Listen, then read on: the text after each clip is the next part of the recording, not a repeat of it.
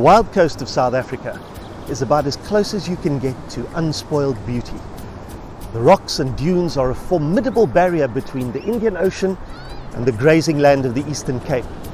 And on most days, it's still almost deserted. It feels like you're stepping back in time, connecting to a more ancient Africa.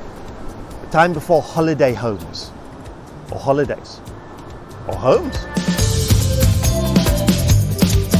It turns out that a discovery made right here not only turns back time, but changes our understanding of who we are. I'm at Nahoon Point, within a few kilometers, only walking distance of the city of East London.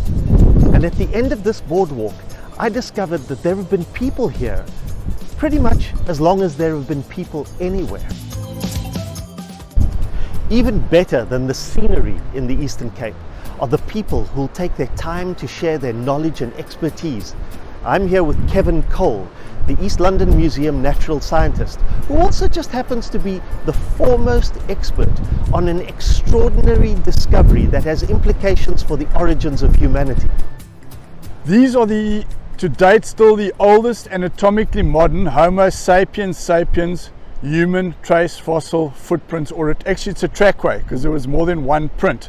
So there was a trackway of 3 prints that were left in the sand about 124,000 years ago, and those prints fossilized and were discovered in 1964. So you have a trace fossil trackway, not an actual fossil of the foot, but the trace fossilized. And what's interesting here too, Al, is that on that particular day, not only did we have human trace fossil footprints, we also had animal trace fossil footprints on the same paleo surface. So we had human, we had a mammal, a scrub hare, and we had a bird, and we had a mongoose possibly. So it was an incredible event that happened and was captured by nature for thousands of years. But we can see we've got sort of a little inclement weather condition persisting on us now, a little bit of rain, and I would say during the day you'd have had the activity of a 7 to 9 year old child, we believe, coming across this dune, this area here where we're standing here 124,000 years ago, and at the same time within that day period having a scrub hare bounding across, maybe just foraging for a bit of seed. We would have had a little mongoose running through, an oyster catcher, possibly African black oyster catcher, and leaving their prints on that sand to be fossilized. Okay, what we could see from the deck was limited, so Kevin invited us back to the East London Museum, where the original footprints are exhibited to the public. Come on. But any parent knows that when the weather turns, you need an alternative. And this place has sea monsters and dinosaurs and skeletons and tales of high adventure, and they're all true. For kids raised on the internet, the actual truth and facts and real things that they can touch and that might touch them is going to freak them out completely. Kevin, can you just walk us through, sorry, pardon the pun, the story of these trace fossil footprints? At the moment we're in the humanities section of the East London Museum, and I'd like to share a little bit with you about our trace fossil footprint display up here. If we look left, to my left, you'll see 2 slabs of sandstone, coastal sandstone. On the right hand section of rock we have clearly defined trace fossil footprints.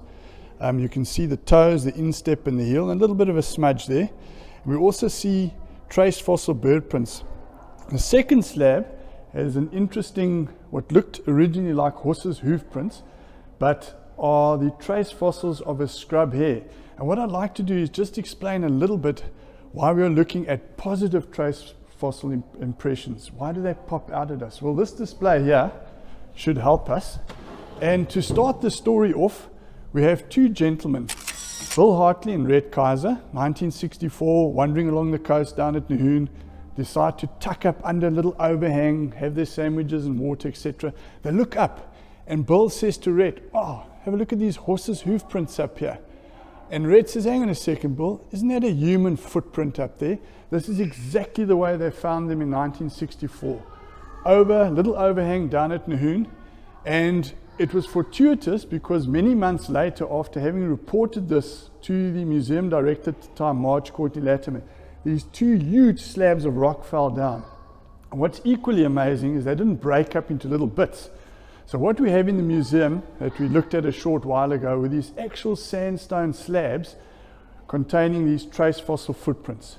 We believe these were made by a child 7 to 9 years of age. Within a short period of time, you have a drier wind blowing sand into that print, covering it over, gets protected. And over weeks and months and years, that layer builds up and that dune builds up. Because over time, 124,000 years to present, we've had changes in sea level. And at the time the sea was higher, it would have carved away at that solid lithified dune. Until at some point, it would have carved right back to where our trace fossils have been secured, and that would have been opened up through the wave action, also decalcification of the dune system. And the bottom layer that the person walked on would have fallen away, and the sand that filled the human trace fossil footprint and the animal prints was left as a positive trace fossil on this overhang. Now, if that little human was anything like my kids, it was walking along the beach 124,000 years ago, asking its parents, "Are we nearly there yet?" You see, we know so little about her. I think of her as female because, as the father of daughters who are approximately the same age, I almost feel an instinct to call across time, to say, "Stay where we can see you." Did she survive? Did she grow up? Did she have children of her own? How far did she eventually travel? Have we maybe been given a glimpse into our very own family album? Let's make a quick detour back to Nahoon Point, to the top of the dune overlooking the footprint discovery site, because this place has another cool secret to reveal. If you look down at the visitor center, the entire building is in the shape of a human foot. So Kevin, I believe you had a hand in designing that foot. Pop into the center, there's a lovely display in the big toe, and there you'll see more information about how the footprints were formed. There's a lovely pictorial and an information board. And a restaurant as well, I think. A restaurant too. You can have a good cup of coffee and a meal at the Reef Cafe, and we'd appreciate your support because the funds go back into the reserve. I've worked for decades in the entertainment business, and we'll do just about anything to be famous, to be remembered for a few minutes. And we dream of getting our footprints in a concrete star on a street in Hollywood.